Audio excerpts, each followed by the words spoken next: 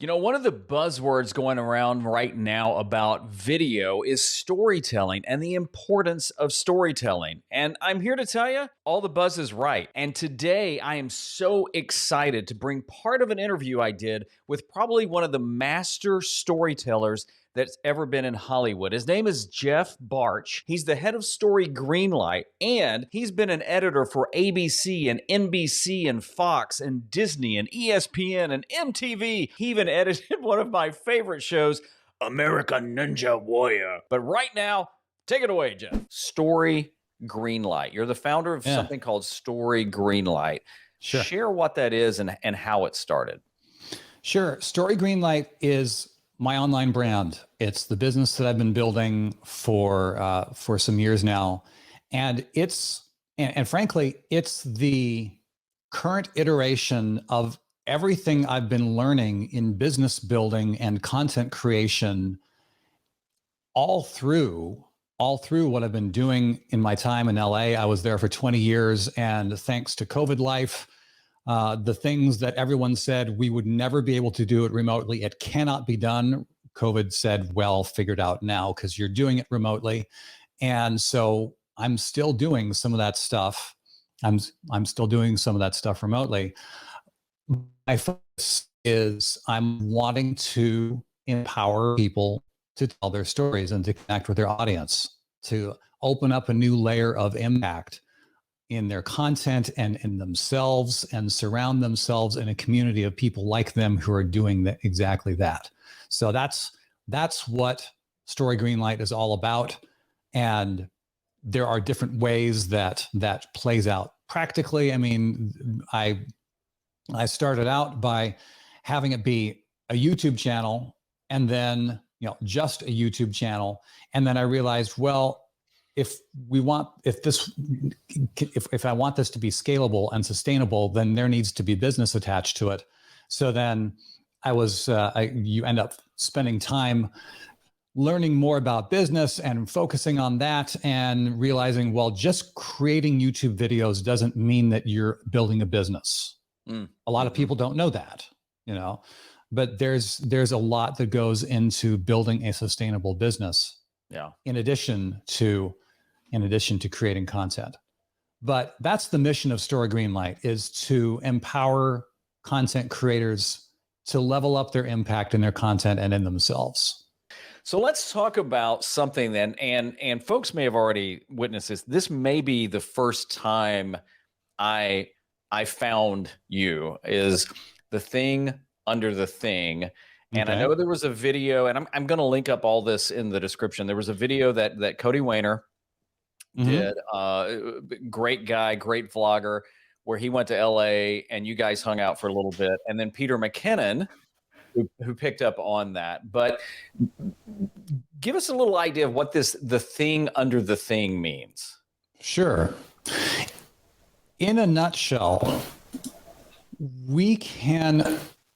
whenever we experience a piece of content or a story, and we feel something internally as a reaction,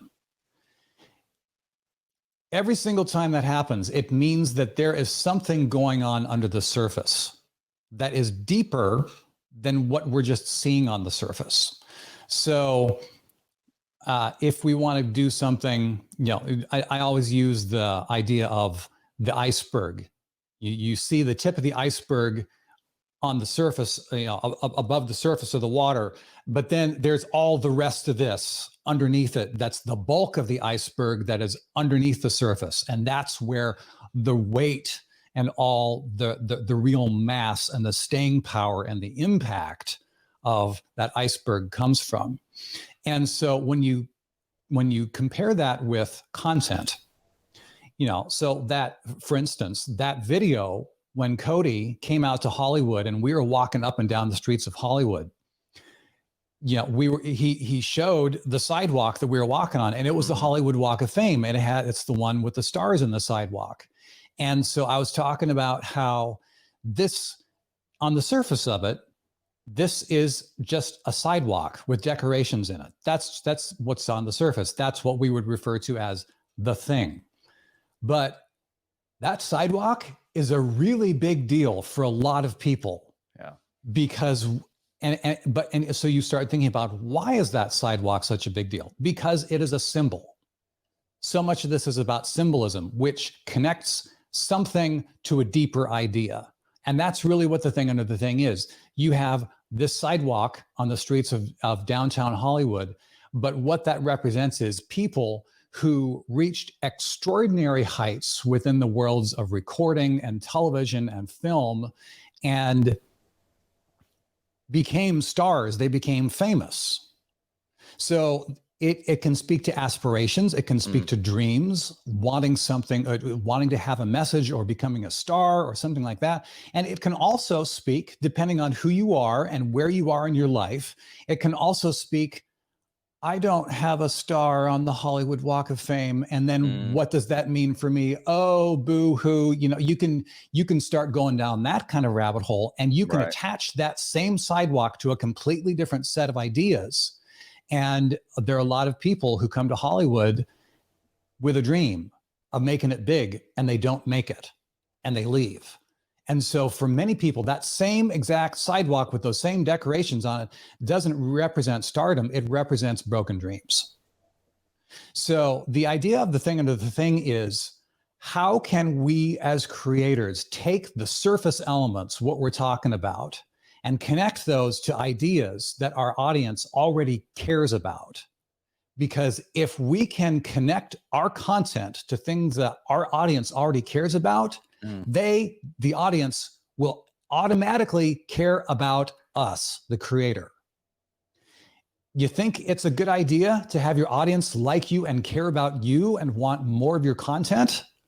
This is how you do it. There's a line that Cody says, and I want to ask you about this, where he says, and I wrote it down, that he talks about the, Hollywood and dreamers. And so what I wondered is, to you, is there a difference between dreams and goals? I believe creators often settle for shooting for goals when they would be far better served to shoot for dreams instead of goals. Fine.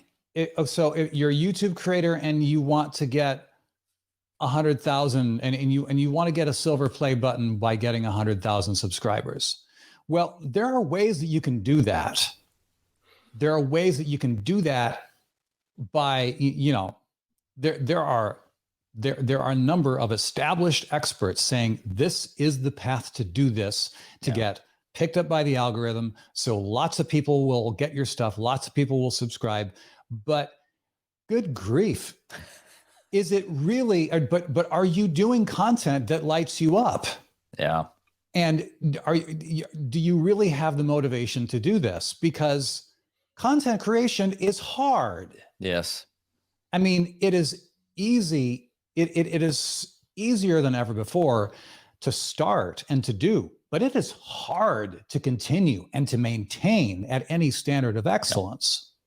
And you have to have a reason for why you're doing that. So, I mean, if your goal is to get a silver play button and you know that the hottest thing on the internet is cat videos, and so you just collect all the cat videos and you get your silver play button, but is that really lighting you up? Yeah. You may not even like cats, but you have your play button. Yeah. And then you get out as a dog lover and it just all's over. What is your advice for somebody just starting out as a content creator? It is easier than ever before to start being a content creator and to put content out there, but that it has always been difficult to continue doing that and to actually stay the course and to do it at any level of excellence, whatever you define that as. You need to know why you're doing this. You need to start with a really, really strong motivation. And I will say, I don't hear a lot of people talk about this, and this might poke at some people. You and I are both followers of Jesus, and one of the big things that Jesus said was, I have not come here to be served, but to serve. Yeah. So a lot of people say this is about being of service, about giving to others.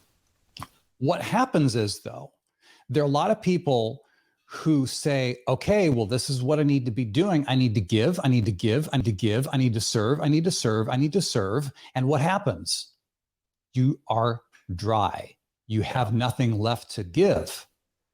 And so I think what a lot of people don't pay a lot of attention to is the need for self-serving motivations. And that's not a popular thing for a lot of people. They say, oh, well, that sounds selfish. No, that's called self-preservation. Yeah. That's called, if you don't do this, if you don't get something in it for you, ultimately, well, eventually you will end out of juice to be able to serve other people. Yeah, true. It's the same idea in terms of, if the airplane is crashing and the oxygen masks fall down, well, they always say, put on your own oxygen mask first so you can help others. And so when we apply this idea to motivation, if one is just starting out as a creator, I would urge you to say, what is something that I love that helps me as the creator? Because you will need that.